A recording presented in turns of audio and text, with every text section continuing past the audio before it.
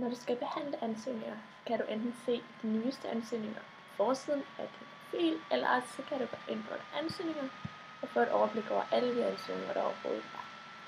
Her kan du så sortere dem på forskellige måder, og vi kan så f.eks. sortere på status og se de ansøgninger, der ikke er blevet hverken afvist eller godkendt endnu.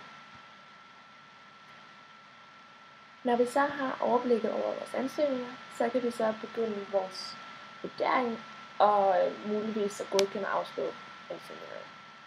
En måde vi kan vurdere på er ved vores stjernesystem.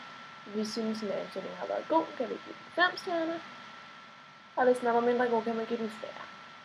Derudover så har vi nogle forskellige valgmuligheder.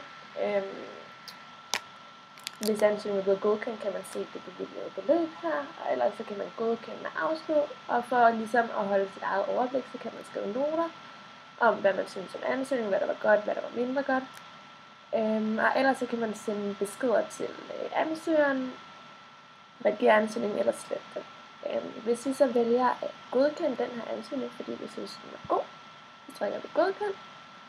Så kommer den her boks frem, og så vælger vi så fortsat.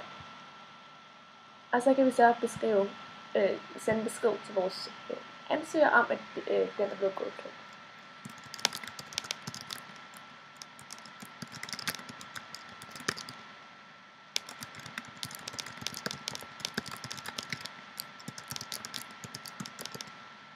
Når vi så har skrevet en besked, som vi eventuelt også kan vælge et standardsvar, som vi har gemt i systemet, så sender vi beskeden, og nu er tilskuddet bevilget, og ansøgeren har fået besked her.